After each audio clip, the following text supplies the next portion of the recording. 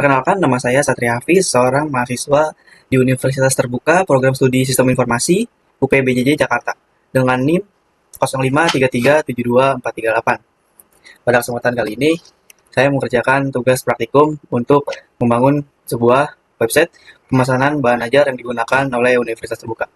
Website ini saya buat menggunakan bahasa HTML, CSS, dan JavaScript, dan fokus pada pengembangan antarmuka pengguna serta interaktivitas pada sisi front-end. Halaman pertama yang saya buat adalah halaman login. Halaman ini bertujuan untuk memungkinkan pengguna masuk ke dalam sistem website. Berikut adalah fitur dan penjelasan detail tentang halaman login yang saya buat atau tugas yang diberikan oleh tugas 1 tersebut. Di sini tugas 1 memerintah kita untuk membuat input email dan password, tombol login, dan pop-up atau alert yang berisi bahwa email atau password yang dimasukkan salah. Berarti jika username dan password yang kita masukkan tidak sesuai, dia akan memunculkan pop-up atau alert seperti ini. Dan terdapat tombol lupa password dan daftar yang dimunculkan dalam bentuk modal atau pop-up. Struktur halaman login. Halaman ini terdiri dari form input yang membutuhkan dua elemen penting, yaitu email dan password. Pengguna diminta untuk mengisi kedua kolom ini dan kemudian menekan tombol login. Untuk pop-up dan alert box, ketika pengguna memasukkan email atau password salah, sebuah alert box akan muncul dengan pesan email atau password yang dimasukkan salah. Hal ini memberikan umpan balik langsung kepada pengguna sehingga mereka tahu bahwa input yang dimasukkan tidak valid. Oke, kita sekarang coba masukkan username dan password yang salah. Kita di sini tulis tes aja, ACID 13. Di sini alert box-nya muncul ya, dan berisi email atau password yang dimasukkan salah. Di bawah form login terdapat dua tombol tambahan, yaitu lupa password dan daftar atau belum punya akun. Ketika tombol ini diklik, sebuah modal box akan muncul, dan modal box ini berfungsi untuk memberikan opsi kepada pengguna untuk memulihkan kata sandi mereka atau melakukan registrasi baru. Ini adalah lupa password ya, modelnya seperti ini, dan daftar atau di sini saya membuatnya belum punya akun seperti ini. Ini adalah login HTML atau page login yang sudah saya buat. Codingannya seperti ini. Di sini ada aset atau logo untuk mengimpor logo di page login. Di sini ada paragraf satu cita dan sebagainya ya. Dan ini juga terkoneksi dengan JavaScript. Oke, sekarang kita akan memasukkan email dan password yang sesuai apa yang sudah diberikan oleh data JS tugas 1 ya. Di sini coba kita masukkan dengan admin Sita ya. Saya juga sudah menambahkan ID saya sendiri, yaitu nama saya Satria Hafiz. Tapi kita coba dulu menggunakan admin Sita dengan email admin dan password admin 3.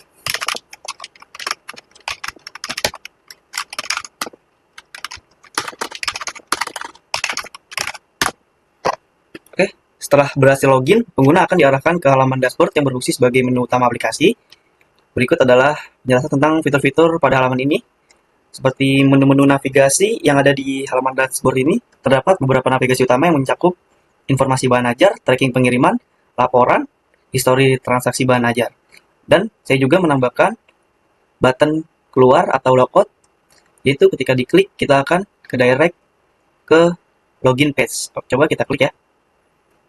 Oke, di sini berhasil direct lagi ke login page-nya. Sekarang kita masukkan dengan username yang berbeda, yaitu username saya. Coba kita masukkan Satria Hafiz. Ya,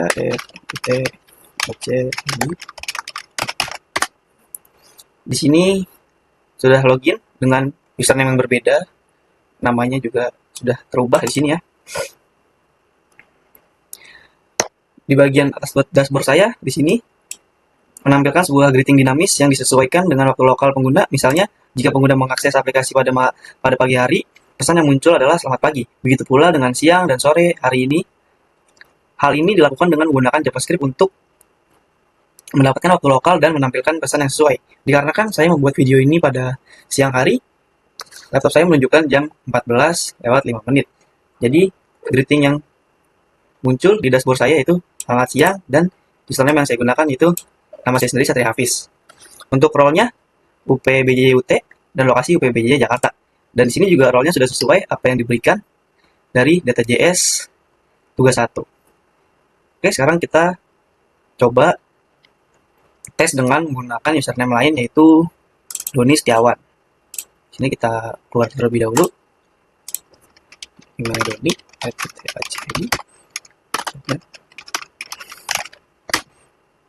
di sini namanya berubah menjadi Doni Setiawan menyesuaikan dengan nama user yang sudah didaftarkan di data.js, dan role-nya juga sudah sesuai dengan apa yang ada di data.js ini.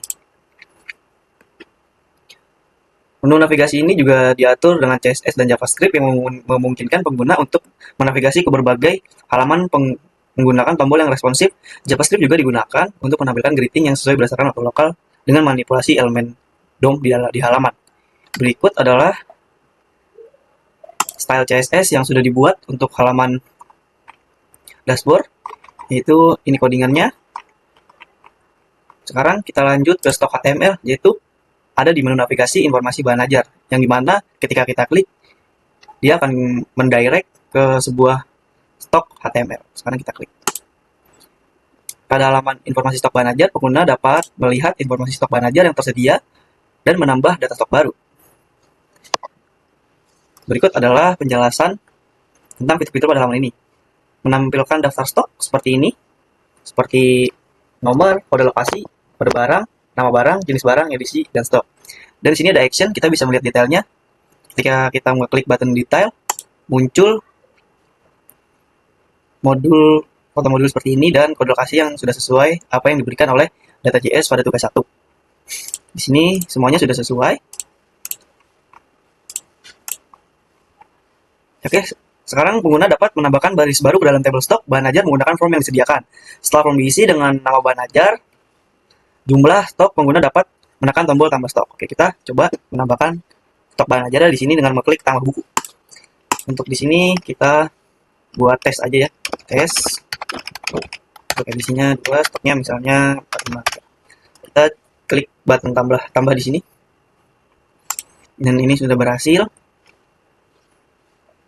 Ketika kita klik detail, dia tidak muncul ya untuk cover bukunya karena belum di-upload di JavaScript-nya untuk JPG-nya. Tapi di sini sudah muncul ya. Ini adalah stok HTML yang sudah dibuat untuk menampilkan stok atau informasi bahan ajar yang sudah saya buat. Stok HTML ini juga terkoneksi oleh JavaScript ya, yang dimanipulasi DOM untuk menambahkan baris baru ke table stok. Oke, sekarang kita ke tracking pengiriman, dan dashboard kita ini juga bisa kita klik ya untuk kembali ke dashboard. Kita sekarang ke navigasi tracking pengiriman. Pada halaman tracking pengiriman, pengguna dapat melacak status pengiriman bahan ajar mereka berdasarkan nomor delivery order atau nomor DO. Berikut adalah penjelasan tentang fitur-fitur halaman ini. Sebelumnya saya akan memperlihatkan coding dari halaman tracking ini. Ini adalah codingnya yang sudah saya buat. Ini adalah CSS yang sudah saya buat. Dia menyatu dengan file HTML-nya. Kita coba input nomor DO-nya sesuai apa yang diberikan oleh data.js pada tugas 1 tersebut ya. Di sini ada 2 nomor DO. Kita coba nomor DO yang pertama. Nomor DO yang pertama kita paste di sini dan kita klik cari. Dan di sini berhasil ya, dia menunjukkan seperti nama mahasiswanya, status pengirimannya. Ini disimulasikan dengan menggunakan progress bar yang menunjukkan status pengiriman dari belum terkirim hingga terkirim. Dan detail ekspedisinya seperti kurir pos. Semua data ini diambil dari file JavaScript yang berisi data dummy dan ditampilkan dengan menggunakan manipulasi DOM. Sekarang kita coba dengan nomor DO yang kedua ya. Nomor DO yang kedua sesuai apa yang diberikan oleh data.js dari tugas 1 tersebut. Kita masukkan nomor DO-nya. Kita klik cari. Di sini sudah berhasil ya. Nomor DO-nya sudah muncul tracking pengirimannya. Ini adalah codingan saya untuk script JS-nya. Di asset, ini adalah gambar-gambar yang saya gunakan di dalam website saya. Jadi melalui pembuatan website ini, saya telah berhasil mengimplementasikan sebagai konsep dasar dalam pengembangan front-end menggunakan bahasa HTML, CSS, dan JavaScript. Website ini memiliki antarmuka yang interaktif dengan penggunaan pop-up, modal box, dan alert box untuk memberikan pengalaman pengguna yang lebih baik. Penggunaan JavaScript dalam memanipulasi DOM memungkinkan pengelolaan data secara dinamis, dan CSS memastikan bahwa tampilan website tetap responsif dan mudah diakses di berbagai perangkat. Tugas ini memberikan saya pemahaman yang lebih dalam tentang bagaimana membangun website interaktif yang dapat digunakan untuk berbagai kebutuhan, seperti contohnya pemesanan bahan ajar di universitas terbuka ini. Baik, cukup sekian praktikum saya kali ini. Saya ucapkan terima kasih. Assalamualaikum warahmatullahi wabarakatuh.